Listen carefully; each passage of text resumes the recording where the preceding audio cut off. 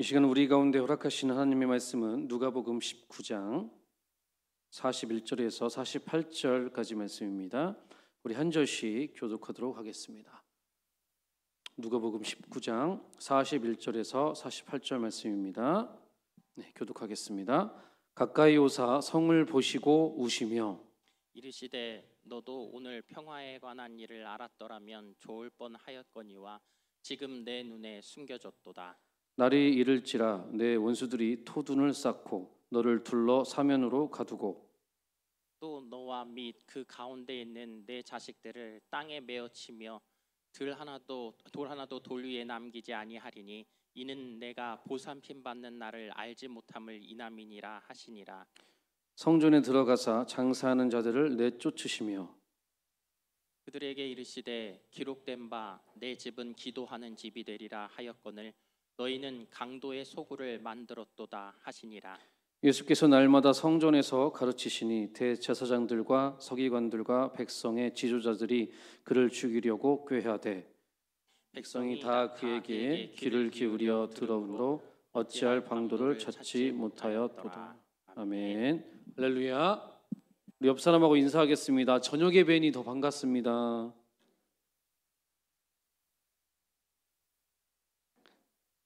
우리 한 번 더 인사할 때는 사랑합니다, 축복합니다. 사랑합니다, 축복합니다. 네, 약 2달 만에 다시 수요예배 강단에 선 것 같아요. 그때 제가 초라한 대관식이라는 제목으로 설교를 전한 적이 있었습니다. 그때 그 내용이 예수님께서 십자가 지시기 위해 예루살렘에 입성하시기 직전의 상황이었어요.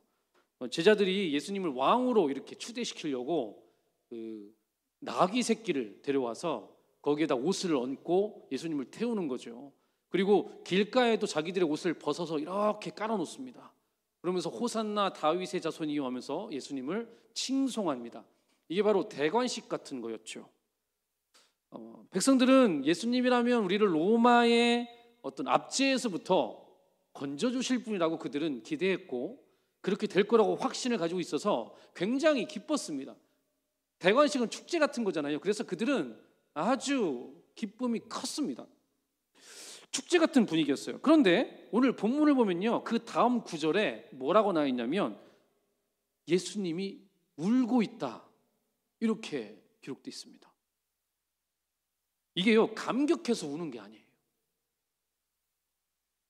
제자들은 축제 분위기인데 예수님은 지금 혼자서 울고 있는데요. 이게 그 원어를 좀 살펴보니까 헬라어 에클라 우세니라는 단어입니다. 이게 그냥 눈물을 주르륵 흘렸다는 의미가 아니라 가슴을 치면서 대성통곡했다, 뭐 이런 의미로 쓰여진 겁니다. 쉽게 말하면 요즘에 그렇게 말하죠. 오열했다. 제자들의 입장에서는 얼마나 당황스러웠을까요? 지금 대관식처럼 축제 분위기인데 갑자기 대관식의 주인공인 예수님이 오열을 하고 있어요. 대성통곡하고 있어요. 좋은 분위기 상황 속에서 갑자기 통곡이라니 참 애매한 상황인 것입니다. 우리 예수님께서 갑자기 왜 이렇게 우시는 것일까요, 여러분? 보통 우리가 이렇게 가슴 치면서 대성통곡할 때는 언제입니까? 일단 매우 충격이 컸을 때 이렇게 울지 않나요? 웬만한 충격으로는 이렇게까지 울진 않아요, 사람이. 그렇죠? 이 정도로 통곡할 정도면 적어도 내 가족이나 아니면 내 친한 친구가 세상을 떠났을 때, 그때 아니겠습니까? 아마 예수님께도 이 정도의 충격적인 일이 있었던 것으로 보입니다. 성경에는 예루살렘 성을 보시고 우셨다 이렇게 기록되어 있습니다. 그 말의 의미는 분명 예루살렘에 어떤 큰 문제나 큰 일이 있다는 의미겠죠. 오늘은 예수님께서 예루살렘 성을 보시고 이렇게 대성통곡하신 이유를 알아보고 그 가운데 허락하신 하나님의 은혜를 함께 나누기를 원합니다. 자, 오늘 본문을 먼저 좀 보겠습니다. 41절, 42절을 함께 보겠습니다. 시작. 가까이 오사 성을 보시고 우시며 이르시되 너도 오늘 평화에 관한 일을 알았더라면 좋을 뻔하였거니와 지금 내 눈에 숨겨졌도다. 평화에 관한 일을 알았더라면 좋을 뻔했다. 이렇게 기록하고 있죠. 그러면서 지금 내 눈에는 숨겨졌다. 이렇게 말씀하십니다. 그럼 반대로 평화에 관한 일을 알았으면 예수님이 예루살렘 성을 보고 울지는 않으셨다는 그런 의미가 되겠죠. 결국 평화에 관한 일이 중요하다는 말입니다. 이 평화에 관한 일, 이게 무엇일까요? 차차 좀 알아보고요. 자, 다음 구절을 일단 좀 한번 보겠습니다. 다음 구절은 세 번역으로 보겠습니다. 자, 다음 구절 43절 44절입니다. 시작. 그 날들이 너에게 닥치리니 너의 원수들이 토성을 쌓고 너를 애워싸고 너를 사면에서 죄어들어서 너와 내 안에 있는 내 자녀들을 짓밟고 내 안에 돌 한 개도 다른 돌 위에 얹혀 있지 못하게 할 것이다. 이것은 하나님께서 너를 찾아오신 때를 내가 알지 못했기 때문이다. 아멘. 내용을 보니까 원수들이 예루살렘 성 주변에 토성을 쌓아서 두르고 점점 죄어들어서 그 안에 있는 너희들과 자녀들이 짓밟히고 예루살렘 성을 완전히 무너뜨릴 것이다. 이 말씀을 하고 계십니다. 결국 예수님께서 통곡하신 이유는 다가올 미래에 예루살렘 성을 보시고 멸망할 예루살렘 성을 보시고 통곡하고 있다는 의미입니다. 그러면 여러분, 예루살렘 성이 멸망하는 이유가 무엇일까요? 왜 멸망하시죠? 하나님께서 너를 찾아오신 때를 알지 못했기 때문이다 라고 방금 우리 44절에 나와 있죠. 우리 44절 다시 한번 보여주실까요? 네. 여기 보면은 너를 찾아오신 때, 하나님께서 너를 찾아오신 때를 알지 못했다. 근데 이게 개역개정에서는 뭐라고 나와 있냐면 보살핌을 받는 날이라고 번역이 되어 있습니다.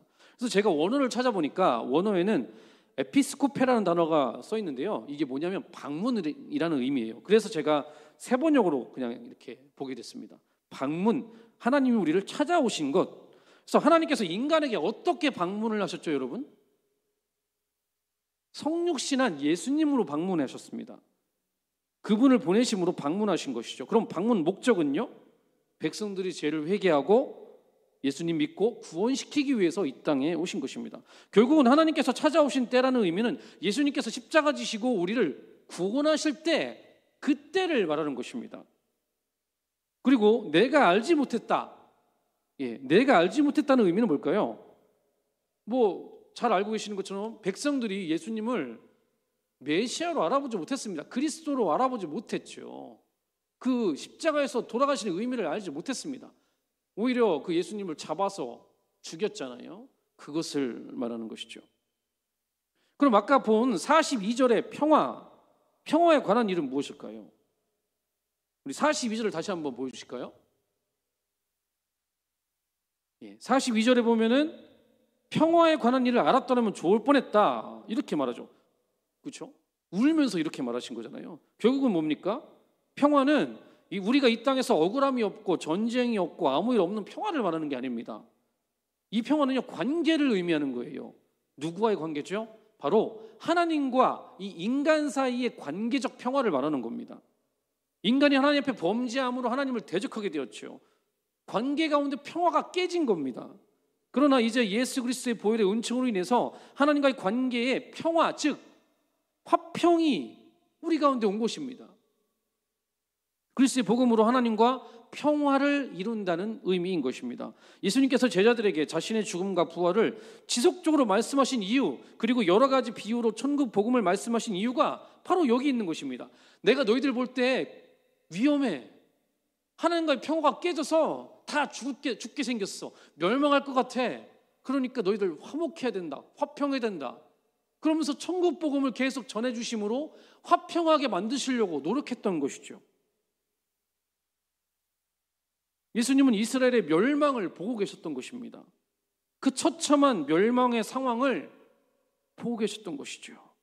실제로 예수님께서 죽으시고 부활하신 후에 AD 70년에 그 예루살렘 성은요, 로마 제국의 티투스 장군에 의해서 멸망합니다. 이스라엘의 역사가 요세푸스에 의하면 당시 예루살렘 성 안에 유대인만 270만 명이 있었습니다. 270만 명이 있었는데 그 중에서 전쟁 기간에 포로로 끌려간 사람은 9만 7천 명이었습니다. 그리고 사망한 사람들은 110만 명이 죽었다고 합니다. 예루살렘에서 잡힌 포로 중에서 17세 이상의 남자 포로 가운데 일부는 이집트에 보내져서 노역에 종사했고요. 대부분의 포로는 노예로서 로마 관할 구역의 분봉왕이나 총독에게 선물로 보내지거나 검투사가 되어서 야수의 먹이가 되었다고 합니다. 그리고 16세 이하의 남녀는 병사들에게 전리품으로 분배되었고요. 이는 이스라엘의 참담한 역사인 것이죠. 예수님은 이것을 보시고 미리 가슴 아파하시는 겁니다. 예루살렘 성을 보시고 울 수밖에 없는 것이죠. 대관식을 해서 백성들은 다 좋아하고 있는데 예수님의 눈에는 지금 예루살렘 성을 보면서 너무 가슴 아픈 거예요. 지옥과 같은 처참한 그 예루살렘의 미래가 보였던 것이죠. 어떻게 안 울 수가 있습니까? 어떻게 대성통곡을 안 할 수가 있죠? AD 70년에 예루살렘 성이 왜 멸망한 것일까요? 결국 하나님의 복음에 순종하지 않고 오히려 하나님 아들 예수를 잡아 죽였기 때문입니다. 이것에 대한 대가인 것입니다. 만약 이와 반대로 유대 민족이 예수님의 복음을 듣고 예수님을 죽이지 않고 예수님께 순종했다면, 그 복음에 순종했다면 어땠을까요? 아마 제 생각에는요, 예루살렘 성이 멸망하지 않았을 것입니다. 사실 유대인들이 예수님을 잡아 죽이지 않았어도 예수님은 십자가 지시고 죽었을 것입니다. 그것이 하나님께서 인류를 살리기 위한 계획이었으니까요. 하나님께서는 아마 다른 방법을 사용하지 않았을까 생각됩니다. 굳이 유대인들이 예수님을 섬기고 복음에 순종했는데 그 방법을 억지로 사용하실 이유가 있나요? 없죠. 그러나 유대인들은 자신들의 자유의지로 예수님을 잡아 죽이기로 결정한 것이고 결국 진노의 도구로 쓰임받았던 것이죠. 참 안타까운 역사입니다. 자, 그런 다음에 오늘 우리가 보고 있는 누가복음의 저자인 누가는 이스라엘이 얼마나 타락했는지를 이어서 보여줍니다. 우리 45절, 46절 말씀을 보겠습니다. 자, 시작. 성전에 들어가사 장사하는 자들을 내쫓으시며 그들에게 이르시되 기록된 바 내 집은 기도하는 집이 되리라 하였거늘 너희는 강도의 소굴을 만들었도다 하시니라. 예수님께서 예루살렘 성전에 들어가셨는데 그곳에 들어갔더니 성전을 시장판으로 만들어버린 것이죠. 제사에 쓰이는 동물들을 판매하고 있고 로마 화폐나 그리스 화폐를 유대 화폐로 비싸게 환전해주는 사람들도 있었습니다. 그런데 사람들이 왜 시장이 아닌 성전 안에서 장사를 하는 거죠?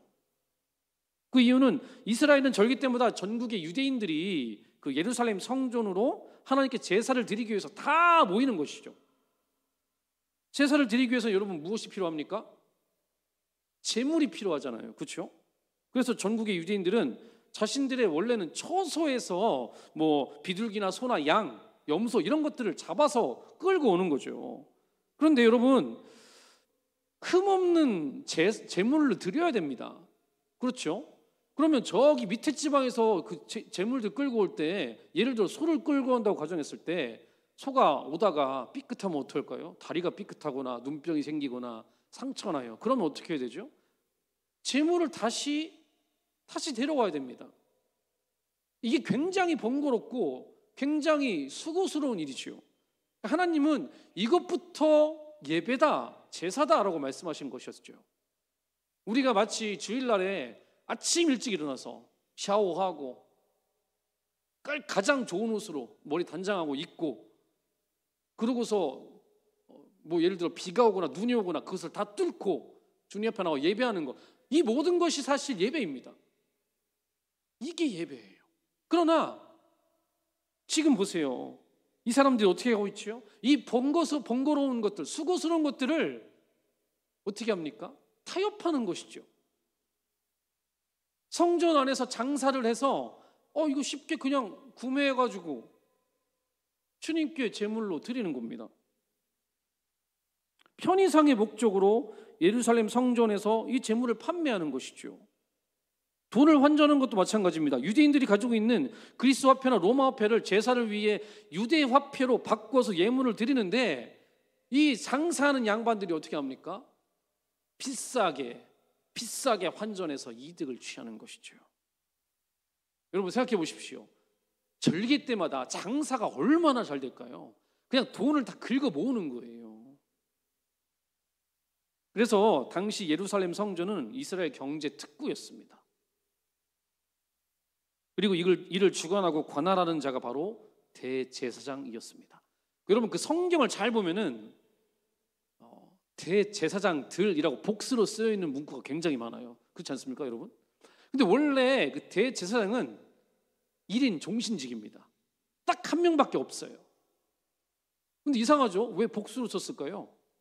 그 이유는 뭐냐면 로마 제국에서 이 성전이 경제 특구라는 걸 알고 있어서 자기 사람을 대제사장으로 그냥 꽂아놓은 겁니다. 그래서 유대인들이 추대한 대제사장이 있었고요. 그리고 로마에서 추대한 대제사장이 있었습니다. 근데 이 성전을 지금 관할하는 사람은 로마 제국에서 꽂아놓은 대제사장인 것이지요. 그럼 대제사장이 어떤 사람을 장사할 수 있도록 배치할까요? 뭐 자기와 이해관계가 있는 사람들이겠죠. 가족, 친족, 자기한테 돈 바치는 그런 사람들. 오늘날과 똑같습니다. 오늘날도 그런 경우 굉장히 많잖아요. 공무원들에게 돈 이렇게, 아니면 뭐 그거 자격 뭐 관할하는 사람들한테 찔러 줘가지고, 그런 비리가 굉장히 많잖아요. 똑같은 것이죠. 그리고 대제사장은 또 그거 받은 돈 외에도 수수료나 자릿세를 받는 것이겠죠. 그런데 사실 하나님께 드리는 제사는 그 제물을 미리 준비하는 것부터 시작인 것입니다.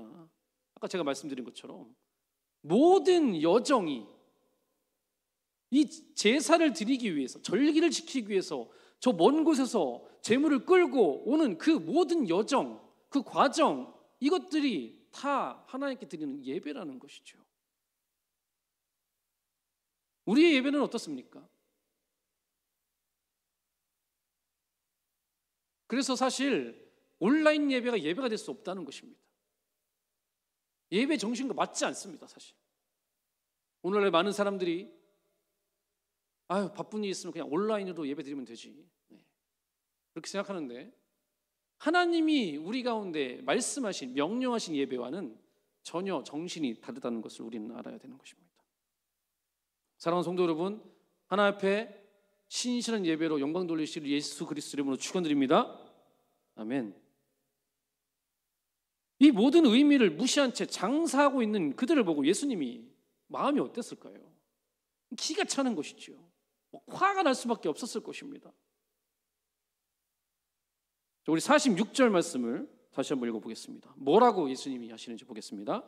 시작. 그들에게 이르시되 기록된 바 내 집은 기도하는 집이 되리라 하였거늘 너희는 강도의 소굴을 만들었도다 하시니라. 하나님 앞에 거룩하고 성결하게 예배드려야 할 하나님의 성전을 자기 자신의 사리사욕을 채우는 강도 소굴로 만들어버리는 것이죠. 본문에서는 예수님께서 장사하는 자들을 내쫓으셨다고 기록되었지만 다른 성경에서는 좀 더 디테일하게 표현하고 있어요. 우리 마태복음 21장 12절 말씀 보겠습니다. 자, 같이 읽어볼까요? 시작. 예수께서 성전에 들어가사 성전 안에서 매매하는 모든 사람들을 내쫓으시며 돈 바꾸는 사람들의 상과 비둘기 파는 사람들의 의자를 둘러 엎으시고, 좀 더 구체적으로 상과 의자를 막 그냥 둘러 엎었대요. 예수님이 굉장히 과격한 모습을 보이십니다. 예수님 정말 분노하고 있는 상황인 것이죠. 그리고 나서 예수님께서 어떻게 행하시죠? 우리 47절을 볼까요?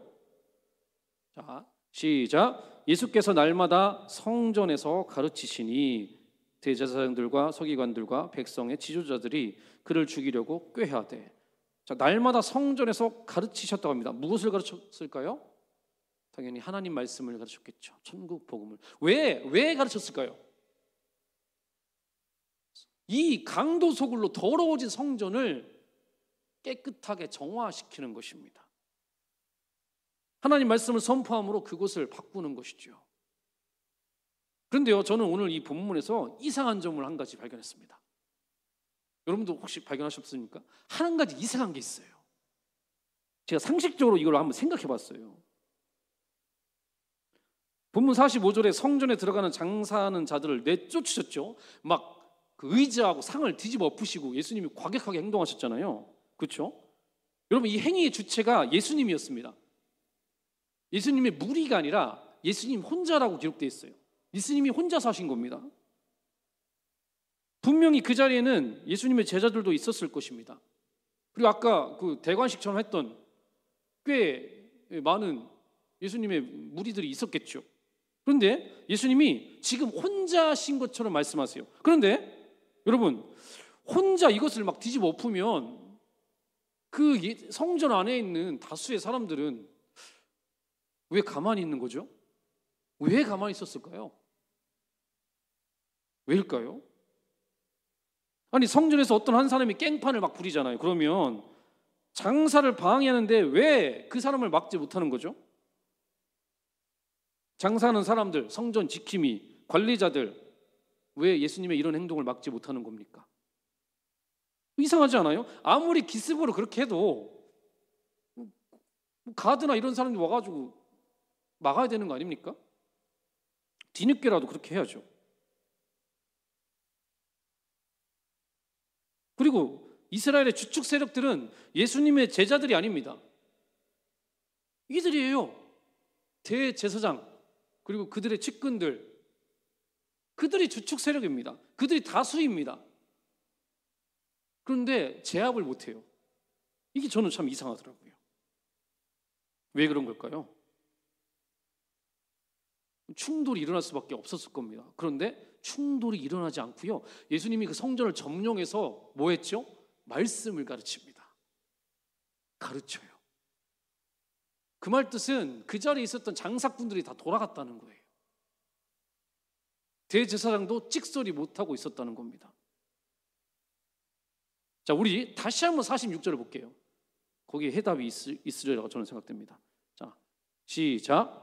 그들에게 이르시되 기록된 바 내 집은 기도하는 집이 되리라 하였거늘 너희는 강도의 소굴을 만들었도다 하시니라. 아마 이렇겠죠. 예수님께서 상과 의자를 둘러엎으시자 그들도 예수님을 저지하려고 처음에는 했겠죠. 그런데 예수님께서 뭐라고 하십니까? 여기 보면은 기록된 바 내 집은, 자, 기록된 바라는 게 무슨 뜻이죠? 다시 한번 보여주세요. 기록된 바란 것은요, 성경에 이르기라는 뜻입니다. 과거에 구약 성경에 너희들 알지? 이 성경, 물론 이 당시에는 신약 성서가 없었으니까요. 성경은 구약 성서밖에 없죠. 성경에 이르기를 내 집은 기도하는 집이 되리라. 하나님이 이렇게 말씀하셨다. 여러분, 성경의 거리로 말씀하시는 거죠. 근데 너희들이 광도 소굴로 만들었어. 이게 옳은 거냐? 자, 유대인들은 모두가 성경의 권위를 인정하는 사람들입니다. 근데 예수님이 성경을 근거로 이렇게 선포하니까 성경의 권위를 인정하는 그들이 어떻게 합니까? 일리가 있는 거죠. 자기들이 볼 때도 틀린 말이 아니에요. 예수님이 옳다는 것을 인정하고 있다는 뜻입니다. 그런 거죠. 영적 권위를 인정하고 있는 것입니다. 아니, 그러면 그들도 예수님을 따라야 하는 거 아닙니까?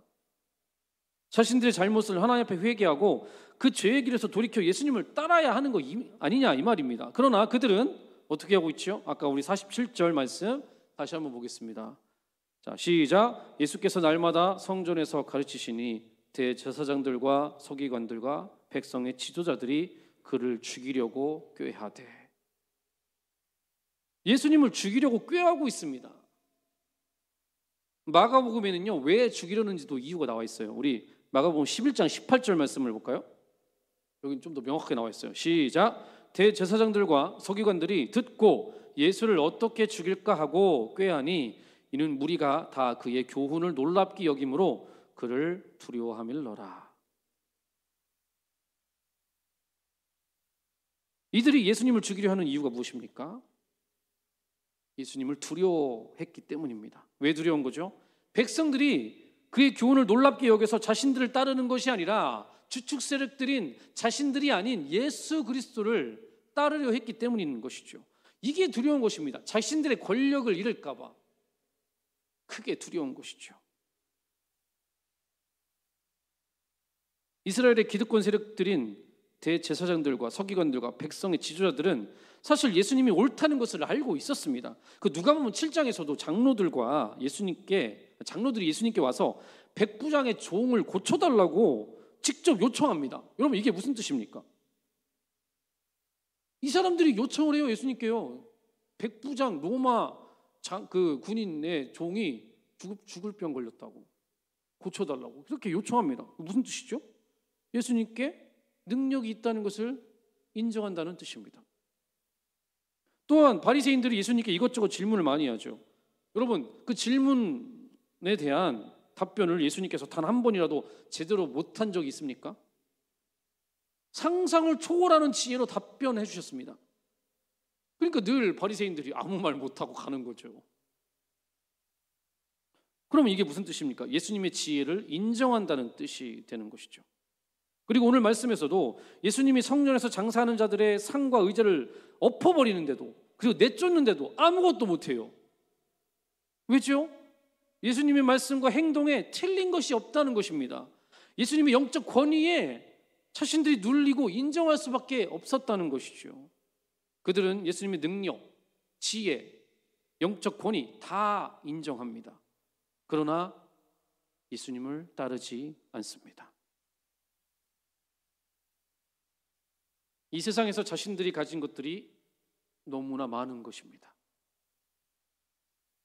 권력과 부를 포기할 수가 없는 것이죠. 그것들이 더 소중한 것이기 때문입니다. 부자가 천국에 들어가기가 낙타가 바늘귀에 들어가는 것보다 어려운 것입니다.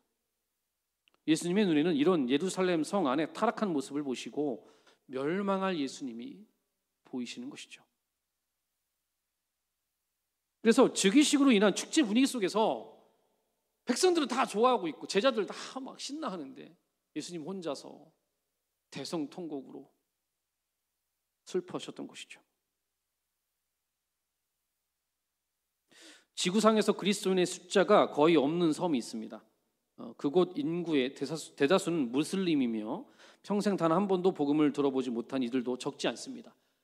여러 해 전에 침례교인 부부가 섬에 와서 종족 리더들에게 복음을 전했는데 분개한 족장들은 두 선교사를 살해했습니다. 아주 처참하게 죽임을 당했습니다. 몇 년이 더 흐른 뒤에 이번에는 독일에서 루터교 선교사들이 가서 복음을 전해줍니다. 이번에는 기적적으로 복음을 듣고 그리스도인이 되었습니다. 많은 사람들이 예수를 믿게 됐습니다. 다수의 종족민들이 예수님을 주님으로 고백하게 되었습니다. 기적이었죠. 그런데 문제가 생겼어요. 대규모의 회심이 일어난 지 얼마 되지 않아 교회의 흐름이 내부 지향적으로 바뀐 겁니다. 이게 무슨 뜻이냐면 그냥 교회 안에서만 우리끼리만 그냥 교제하고 우리끼리만 잘 먹고 우리끼리만 그냥 재밌으면 되지 이렇게 생각했다는 것입니다. 그래서 전도를 하지 않는 거예요. 교회의 존재 이유를 그들이 잊고 있었던 것입니다. 문만 열고 나가면 복음을 듣지 못한 이들이 널렸는데 그리스도를 나누고 싶어 하지 않는 것이죠. 대신 예수 믿는 이들끼리 갖가지 활동을 벌이면서 즐거이 지내는데 초점을 맞추고 있는 것입니다. 시내 곳곳에 커다란 예배당을 지었고 많은 교단이 형성되고 30개가 넘는 신학교가 세워졌습니다. 필요한 조직은 다 갖춰졌습니다. 그런데 현지에 사는 한 그리스도인이 안타까워하면서 이런 말을 해요. 교회의 틀은 완벽하게 잡혔습니다. 그런데 없는 건 그리스도의 심장뿐입니다. 이들은 예수님의 마음을 빼고 완벽하게 교회의 골격만 세우고 있는 것이죠. 편안한 생활에 취하고 치러야 할 대가가 두려워서 세상의 민족들을 향하신 하나님의 뜻을 새까맣게 잊고 있었던 것입니다. 여러분, 교회는 이런 곳이 아니죠. 내부 지향적으로 바뀌면 안 됩니다. 교회는 자꾸 외부 지향적으로 바뀌어야 돼요. 자꾸 흩어져야 됩니다. 복음 들고 흩어져서 복음을 전해야 되는 거죠. 하나님이 살아계심을 증거해야 되는 것입니다. 오늘 본문에도 성전이 왜 강도 소굴이 되었습니까? 그 안에 있는 사람들 때문입니다. 그 사람들이 거룩하면 성전도 거룩해지는 것이죠. 결국 사람이 성전입니다. 사람이 교회잖아요. 그렇죠? 우리가 교회입니다. 여러분이 교회입니다. 우리 고린도전서 3장 16절 말씀을 같이 읽어보겠습니다. 자, 시작. 너희는 너희가 하나님의 성전인 것과 하나님의 성령이 너희 안에 계시는 것을 알지 못하느냐. 아멘. 하나님께서 우리에게 분명히 말씀하십니다. 너희는 하나님의 성전이다. 하나님의 성령이 너희 안에 계신다. 아멘. 하나님께서 교회를 왜 세우셨습니까? 자신들의 세력을 키우라고 세우셨습니까? 그 안에서 즐겁게 신앙생활하라고 세우셨나요? 절대 아닙니다. 하나님께서 교회를 세우신 이유는 죽어가는 영혼들, 그 영혼들을 살리라고 세우신 겁니다. 살리라고 세우신 것입니다. 교회가 돈을 어디에 써야 됩니까? 전도하는 데 제일 많이 써야 되는 겁니다. 선교에 가장 많이 써야 되는 게 바로 교회입니다.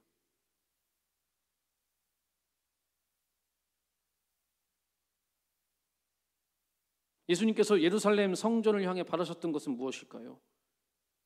사리사욕을 위한 강도소굴이 아니라 예수님을 따르고 함께 영혼을 살리는 십자가의 길을 가기를 원하셨던 것입니다. 여러분, 우리 부가영교회는 예수님이 기뻐하시는 교회가 맞나요? 아멘? 저는 맞다고 믿어요. 전도를 그렇게 열심히 하니까요.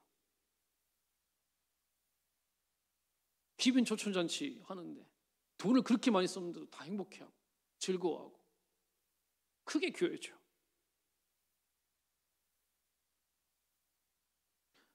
하나님이 기뻐하시는 교회는 여러분들이 만드는 겁니다. 믿으십니까? 네, 여러분들이 만드는 거예요. 여러분, 그렇게 만드시기를 예수 그리스도로 축원드립니다. 우리만 즐겁게 예배드리고 교제하는 것에서 끝나면 예수님은 기뻐하지 않으실 겁니다. 분명 우리를 책망할 것입니다. 우리는 예수님이 가셨던 그 길을 가야 되는 것이죠. 사도 바울이 그랬던 것처럼, 예수님의 12 제자들이 그랬던 것처럼, 사도들이 그랬던 것처럼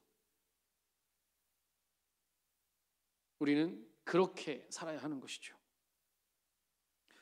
귀빈 초청잔치가 끝났습니다. 참 고생 많으셨습니다. 3월 달부터 아주 열심히 전도하시고 또 많은 분들 초청하셨고, 또 덕분에 많은 분들이 초청되어서 또 그 가운데는 등록하신 분들도 계십니다. 이제는 교회로서 새롭게 등록한 사람들을 잘 섬겨드려야 되는 거죠. 그리고 그분들이 교회에 잘 정착하고 예수님 잘 믿는 삶을 살 수 있도록 우리가 도와야 합니다. 그리고 우리는 계속해서 전도와 선교의 사명도 감당해야 합니다. 기분 초청차이 끝났다고 전반기 끝났다 이게 아니라 또 달려나가야 되는 것이죠. 청년부 같은 경우에는 벌써 선교를 준비하고 있습니다. 국내 선교를 위해서 또 열심히 준비하고 있습니다.